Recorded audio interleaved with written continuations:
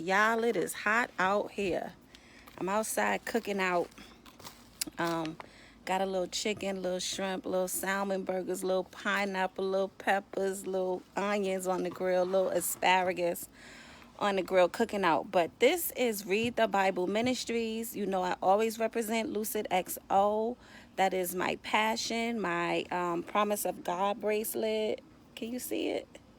You know it has the globe. You know all about it. You can go to the website at www.lucidxo.com or just type in lucidxo and it'll bring it up for you. But this is Read the Bible Ministries. And so on this good hot evening, I just wanted to share something with you. I have been reading this over and over again this week, and just every time I read it, it gets better and better to me.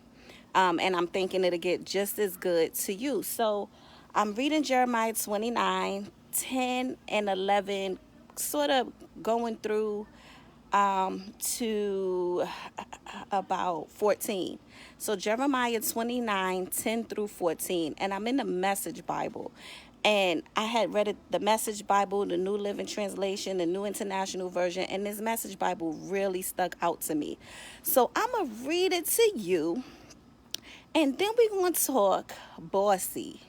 We're going to talk Bossy today about the big boss, because everybody running around, I'm a boss, I'm a big boss, I'm a girl boss, I'm a CEO, you know, everything like that. And in this, God was basically bossing up. And when I read it to you, you're going to see what I mean when I say that. So, Jeremiah 29, beginning at number 10 in the Message Bible. So, I might skip some of the sentences because I just want to really highlight some of the things for you, and I don't want it to get kind of muddled. So this is God's word on the subject. I'll show up and take care of you as I promised and bring you back home. I know what I'm doing. I have it all planned out. Plans to take care of you, not abandon you. Plans to give you the future you hope for. When you call on me, when you come and pray to me, I'll listen. When you come looking for me, you'll find me. Yes, when you get serious about finding me and want it more than anything else, I'll make sure you won't be disappointed. God's decree. I'll turn things around for you. And then the very last sentence on 14 says, you can count on it. And so I had been reading it. I really was reading Jeremiah 11. And I was reading also the King James Version, where, you know, he says, I know the plans I have for you, thoughts to bring you peace and not of evil. But I was like, well, let me check out some other versions. And the message was like, whoa.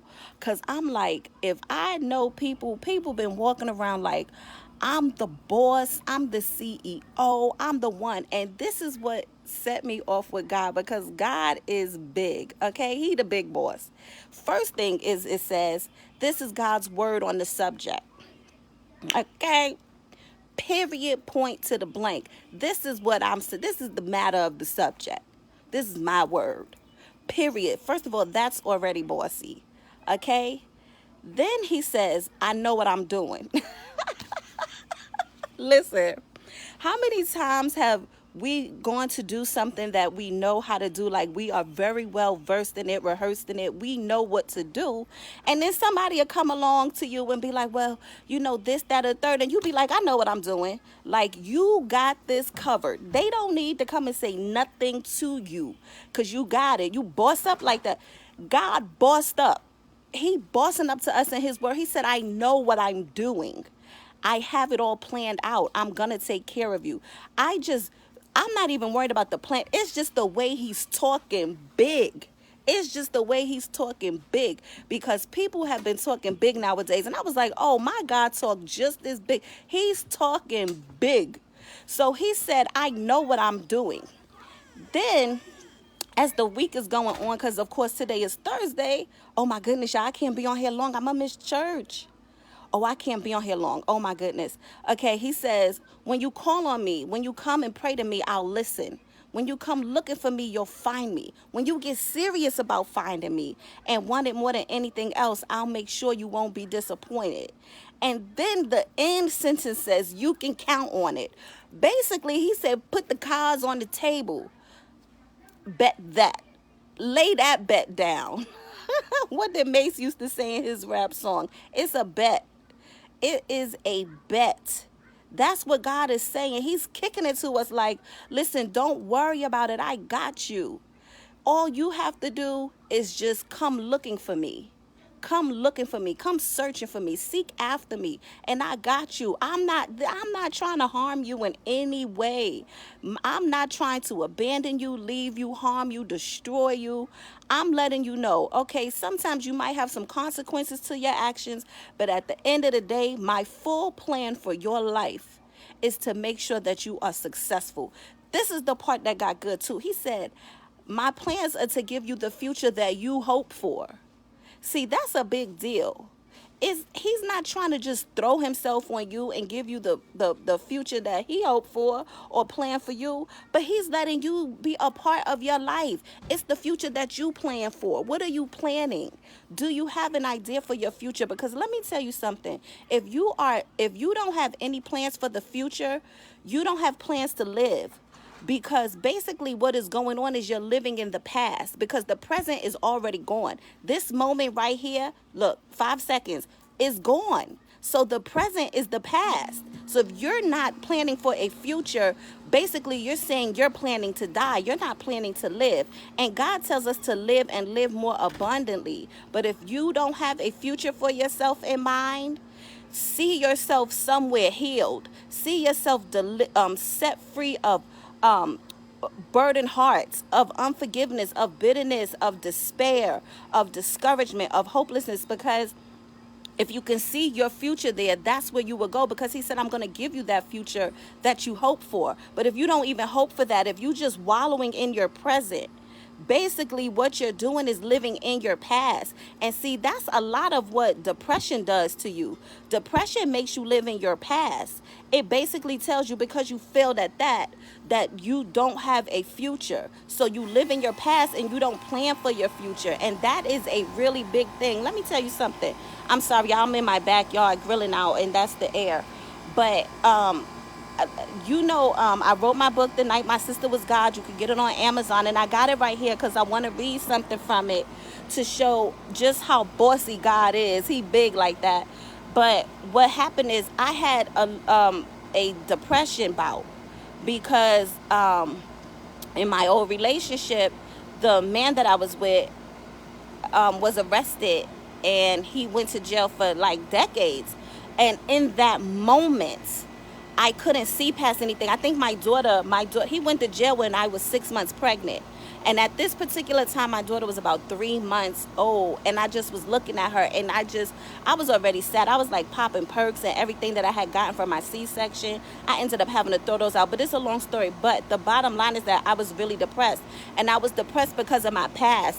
I wasn't thinking about this great future I'm going to have. Look, I have 5 children now, a husband, beautiful home, I don't have to work for corporate America. I have the opportunity to do the things that I love to do, my passions, taking my kids out, sharing, even down to my kids don't even have to go to the schoolhouse anymore because that's so old. But because of Corona, I'm able to be home with them and help them out and things like that. Like, I'm living a great life now. But at that time, I couldn't see that. So I was just getting up to go to bed. But I had to kind of go through the daily routine because I did have a newborn baby. I did have to work, but I was sad. I would be in bed by 8, 9 o'clock. You sad when you go to bed really early. You can't enjoy God's earth, his beauty, his sun, his moon. So listen, this is God's word on the subject. He's bossy, okay? He's the boss. And the boss says he's going to take care of you. You could bet that. You could bet that. Put the money down. Put your cards down, Jody. Put the card down, Jody. So you can really believe that. But what I wanted to do is because, man, when I tell you, God is so real. Did I lose the page? Oh, my goodness. It was a page in my book that I wanted to read to show how chill God is. He be kicking it with us. He is not unreachable. He's so big, but he is not unreachable. That's how big he is. He's so big, he is that reachable. But what he did, like, God speaks in slang. You got to read the book. You got to go get the book from Amazon.com by Tion Patterson, The Night My Sister Was God, and you'll find it in there. I done lost the page. I can't stay on here because I got to go to church, but I had to let you know the boss. This is the boss, the big boss, God. His word said that to you. This is his word on the subject. Basically, he's saying, let me tell you something. If I said it, period, point to the blank, that's it, period, poo. Is that not what y'all say? When you have something, you say, what is it when you say something that you say, you're not taking it back, you meant it, you said it the way you said it? What is it saying? I said what I said.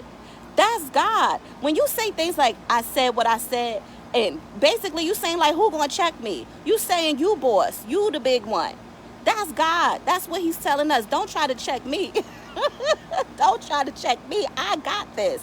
I know what I'm doing. So I said all of that to tell you to be blessed. Live in your future. Plan for your future. If you don't have an idea what you want your future to look like, take some time and think about it. Even if it's 3 months from now, 6 months, a year, 5 years. And don't be afraid to go 5 and 10 years. You're going to be alive. You will be alive. Speak over yourself. You will be alive. So go ahead and cop the book. Don't forget to go to the website for the bracelet, and you be blessed. All right, bye.